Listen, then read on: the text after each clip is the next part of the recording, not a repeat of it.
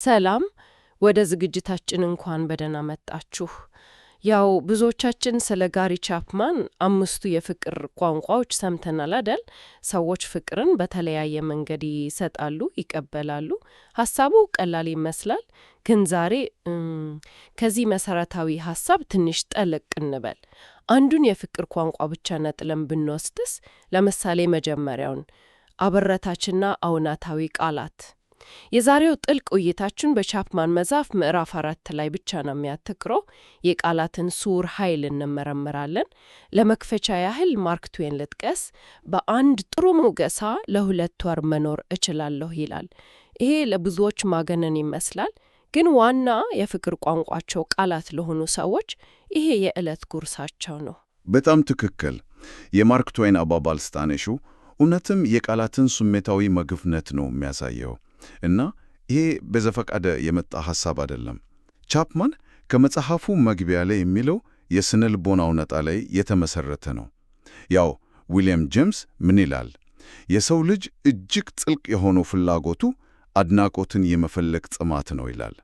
አስቢው እስኪ፣ ፍላጎት ወይም ምኞት አላለም፣ ያለው ጥማት ነው። ጥማት ልክ እንደ ውሃ ጥም ማለት ነው። በትክክል። እናም ይሄ አበረታችና እውነታዊ ቃላት የሚባለው የፍቅር ቋንቋ ይህንን መሰረታዊ የሰው ልጅ ስሜታዊ ጥማት በቀጥታ የሚያረካ ብቸኛው ቋንቋ ነው። ስሜታዊ ጥማት የሚለው ሐሳብ በጣም ኃይለኛ ነው። ይህ ማለት ቃላቱን መስማት አማራጭ ሳይሆን አስፈላጊ ነገር ነው ማለት ነው። እሺ፣ እስኪ ይህንን ወደ ተግባር እንቀይረው። ቻፕማን የሚሰጣቸው ምሳሌዎች በጣም ቀላል እና የዕለት ተዕለት ናቸው። ለምሳሌ ይህ ልብስ በጣም አምሮብሻል፣ ወይም ዛሬ ማታ ሳህኖቹን ስላጠብክልኝ በጣም አመሰግናለሁ አይነት ነገሮች። እነዚህ ቀላል የሚመስሉ አረፍተ ነገሮች እንዴት ነው ያንን ጥልቅ ስሜታዊ ጥማት ሊያረኩ የሚችሉት? እዚህ ላይ ነው የቋንቋው አስማት የሚገለጠው። ቻፕማን የጥንታዊውን የሰሎሞንን ጥበብ ሲጠቅስ ምላስ የሕይወትና የሞት ኃይል አላት ይላል። ይህንን በጥሬው መረዳት ይቻላል። ለፍቅር ቋንቋው ቃላት ለሆነ ሰው የምንናገረው ቃል በስሜታዊ ማንነቱ ላይ ሕይወትን ይዘራል ወይም ሞትን ያውጃል። ዋው! አዎ፣ ይህ ልብስ አምሮብሻል ስንል የምንናገረው ስለ ልብሱ አይደለም። እውነተኛው መልእክት ከጀርባ ያለው አንቺን አይሻለሁ፣ ላንቺ ትኩረት ሰጥቻለሁ፣ ውበትሽን አደንቃለሁ ነው። ገባኝ። ሳህኖቹን ስለ አጠብክልኝ አመሰግናለሁ ስንልም የምናመሰግነው ስለ ሳህኑ ንጽሕና አይደለም። የምንለው ጥረቶችህን አያለው፣ ድርጊትህ ለእኔ ዋጋ አለው፣ አንተ ለእኔ አስፈላጊ ነህ ነው። ስለዚህ እነዚህ ቀላል ቃላት እንደ መያዣ ዕቃ ሆነው ጥልቅ የሆኑትን የፍቅር እና የአድናቆት መልእክቶችን ያስተላልፋሉ። ገባኝ። ስለዚህ ቃላቱ ራሳቸው ሳይሆኑ በውስጣቸው የያዙት ስውር መልእክት ነው ኃይሉ ያለው። ይህ ግን አንድ ጥያቄ ያስነሳብኛል። ብዙ ሰዎች እኔ እወደዋለሁ፣ በልቤ ያውቀዋለሁ፣ በቃላት መናገር ምን አስፈለገ ይላሉ። ጥሩ ጥያቄ ነው። ቻፕማን የሚለው ፍቅር ምርጫና ድርጊት ነው፣ ስሜት ብቻ አይደለም። ያልተገለጸ ፍቅር፣ በተለይ ለዚህ ቋንቋ ተናጋሪ ልክ ያልደረሰ ደብዳቤ ማለት ነው። ምንም ዋጋ የለውም ማለት ነው። የለውም፣ ምክንያቱም የትዳር አጋርሽ ልብሽን ማንበብ አይችልም። ቃላት ያንን በልብ ውስጥ ያለውን ስሜት ወደሚሰማ ወደሚዳሰስ እውነታ ይለወጡታል። አንዱ ወሳኝ ነጥብ ቻፕማን የሚያነሳው ሙገሳ የምንሰጠው የምንፈልገውን ለማግኘት ሳይሆን ለምንወደው ሰው ደህንነትና ደስታ ከልብ ስለምናስብ መሆን አለበት ይላል። አዎ። ነገር ግን የዚህ ተፈጥሯዊ ውጤቱ በጣም ይገረማል። አንድ ሰው ልቡ በምስጋና ሲሞላ በምላሹ መልካም ነገር ለማድረግ የበለጠ ይነሳሳል።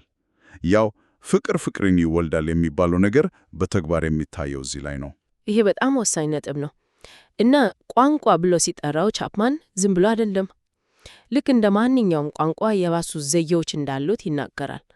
ይሄ ሐሳብ ራሱ በጣም የሚገርም ነው። እስኪ እነዚህን ዘዬዎችን እንመርምራቸው። የመጀመሪያው አበረታች ቃላት ይላል። አዎ፣ encouraging words። ይሄ ከሙገሳ በምን ይለያል? በጣም ጥሩ ጥያቄ። ሙገሳ ያው አብዛኛውን ጊዜ የሚያተክረው አንድ ሰው አሁን ባለበት ሁኔታ ላይ ነው። ፀጉርሽ ያምራል፣ ጎበዝ ነህ። ማበረታታት ግን የወደፊቱን ይመለከታል። ድፍረትን ከመስጠት ጋር የተያዘ ነው። ቻፕማን ማበረታታት የሚለውን ቃል ሲተነትነን ድፍረትን መለገስ to inspire courage ማለት ነው ይላል። ድፍረትን መለገስ። አዎ፣ የትዳር አጋራችን የሆነ ነገር ላይ ፍላጎት አለው እንበል፣ ግን በራስ መተማመን የለውም።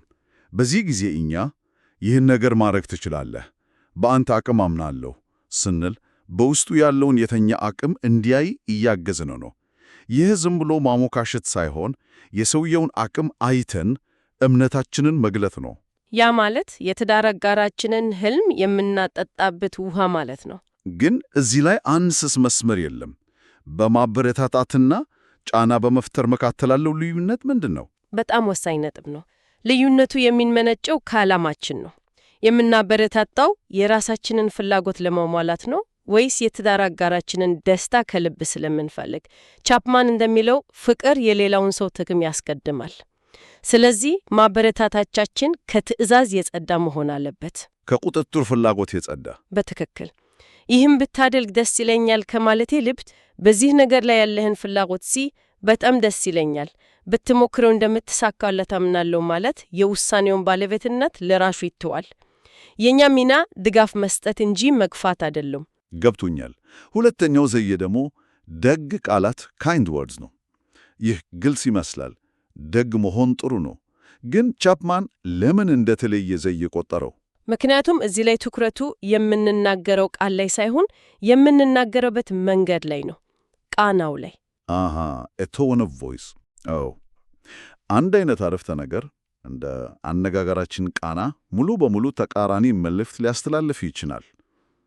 እሺ ቆሻሻውን አወጣዋለሁ የሚል ቃል በደግነት ሲነገር ላግዝሽ ዝግጁ ነኝ ማለት ሲሆን፣ በቁጣ ሲነገር ደግሞ በጣም አሰልችቼያለሁ የሚል ትርጉም ይኖረዋል። ቻፕማን የሚለው ፍቅር ደግ ነው። በክርክር መሃል እንኳን ስሜታችንን በደግነት መግለጽ እንችላለን። እውነት ነው። በተለይ በንዴት ሰዓት ቃናን መቆጣጠር በጣም ከባድ ይመስለኛል። ከባድ ነው። ግን ቻፕማን ንዴትን ዋጡ ያለ አይደለም። በፍጹም የሚለው ንዴት መረጃ ነው። የሆነ ነገር ትክክል እንዳልሆነ የሚጠቁም ምልክት ነው። ጥያቄው ይህንን መረጃ እንዴት እናስተላልፈዋለን ነው። አሃ ንዴትን እንደ መረጃ ከተጠቀምንበት በዚህ ድርጊት ምክንያት ተጎዳሁ ብለን በረጋ መንፈስ መነጋገር እንችላለን። ንዴትን እንደ ጦር መሳሪያ ከተጠቀምንበት ግን ግንኙነቱን ያፈርሳል። ስለዚህ ደግ ቃላት ማለት ስሜትን መደበቅ ሳይሆን ገንቢ በሆነ መንገድ መግለጽ ማለት ነው። ይህ ደግሞ ለሶስተኛው ዘዬ መሰረት ነው፣ ትሁት ቃላት እና ጥያቄዎች። እሺ፣ ትሁት ቃላት። ይህ ከደግ ቃላት በምን ይለያል? ደግ ቃላት በአነጋገር ቃና ላይ ነበር ያተኩረው። ትሁት ቃላት ደግሞ የምንጠቀመው የአረፍተ ነገር አይነት ላይ ያተኩራል። ዋናው ነጥቡ ይህ ነው። ፍቅር ጥያቄ ያቀርባል፣ ትዕዛዝ አይሰጥም። ፍቅር ይጠይቃል፣ አያዝም። በትክክል። ቆሻሻውን አውጣ ማለት ትዕዛዝ ነው። ይህን ቆሻሻ ዛሬ ማታ ልታወጣልኝ ትችላለህ ማለት ግን ጥያቄ ነው። ጥያቄ ስንጠይቅ ለሰውየው ዋጋ እና ችሎታ ዕውቅና እየሰጠን ነው፣ ምርጫ እየሰጠነው ነው። አዎ፣ ወይም አይ ማለት መብት አለው። አዎ። ትዕዛዝ ግን የሰውየውን ዋጋ ዝቅ ያደርጋል። ስለዚህ ፍላጎታችንን በትህትና በተሞላ ጥያቄ ስናቀርብ ፍቅራችንን በተግባር እያሳየን ነው። ይህንን ሳስበው የቋንቋው ስስብነት አሁን በደንብ እየታየኝ ነው። አንድን ነገር መናገር ብቻ ሳይሆን እንዴት እንደምናገረው፣ በምን ቃና፣ በጥያቄ ወይስ በትዕዛዝ፣ ሁሉም ነገር የፍቅር መልእክቱን ይወስነዋል ማለት ነው። እስኪ ይህን ሁሉ ንድፍ ሐሳብ ወደ ተግባር መልሰው። በመጽሐፉ ላይ ያለው የቢልና የቤቲ ጆ ታሪክ በጣም ቁልጭ ያለ ምሳሌ ነው። በጣም ትክክል። ቢል ጠንክሮ የሚሰራ ሰው ነው። ከስራ ሲመለስ የሚፈልገው አንድ ነገር ነው፣ ሚስቱ ቤቲ ጆ ስራዋን እንድታደንቅለት። ዋው ዛሬ እንዴት እንደደከመ ሳይ በጣም አደንቃለሁ አይነት ቃል መስማት። የቢል ዋነኛ የፍቅር ቋንቋ አበረታች ቃላት ነበር ማለት ነው። በትክክል። ነገር ግን ይህንን ቃል ከቤቲ ጆ በፍጹም አያገኝም ነበር። እናም ወደ አማካሪ ሄዱ። አማካሪውም የቢልን የፍቅር ቋንቋ ተረዳ። ነገር ግን መፍትሄ ብሎ ያቀረበው ነገር የሚገርም ነው። ለቢል አንተም ለቤቲ ጆ አበረታች ቃላትን መንገር ጀመር አለው። ቢልም ችግር የለም ብሎ በየቀኑ ያደንቃት ጀመር። እንዴት እንደምታምሪ፣ ምግብሽ እንዴት እንደሚጣፍጥ። ግን እዚህ ላይ ነው ታሪኩ የሚፈለከለው። የቤቲ ጆ ስሜት ጭራሽ አልተለወጠም። ምንም መሻሻል አላሳየችም። እንዴት? እዚህ ላይ ነው የቻፕማን ዋናው ትምህርት የሚገኘው። ቢል ትክክለኛውን ነገር እያደረገ የነበረው ለራሱ ነው። ለራሱ እሱ እየተናገረ የነበረው የራሱን የፍቅር ቋንቋ ነው። ቤቲ ጆ ግን ያንን ቋንቋ አትሰማም ነበር።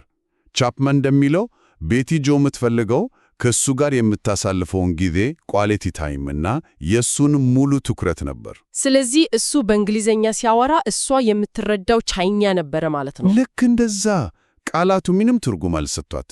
ይህ ታሪክ የሚያሳየን ፍቅርን ለመግለጽ ቅን መሆን ብቻውን ፈጽሞ በቂ ያለመሆኑን ነው።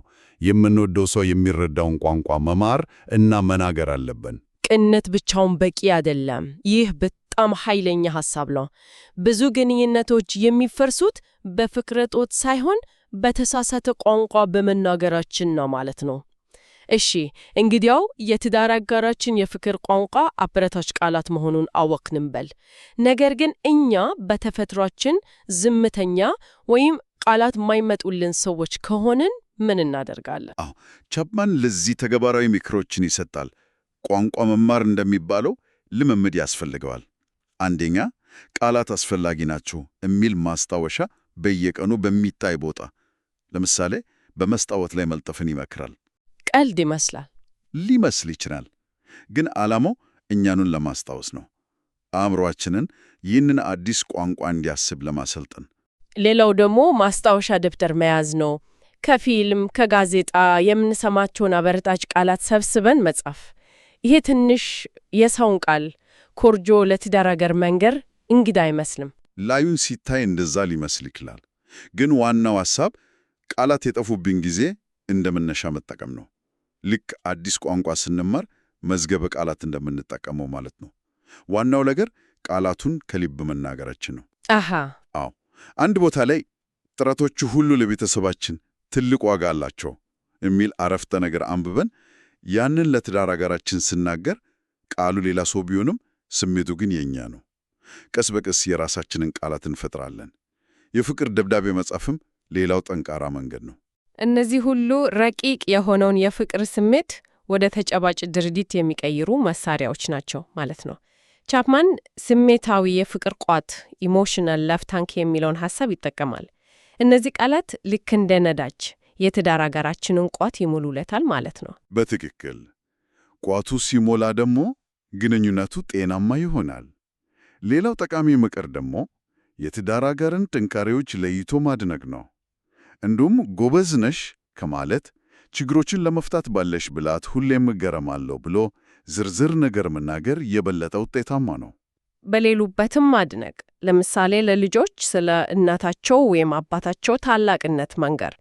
አዎ፣ ያኔ ወሬው ሲደርሳቸው ምስጋናው የበለጠ ቅንና ኃይለኛ ሆኖ ይሰማቸዋል።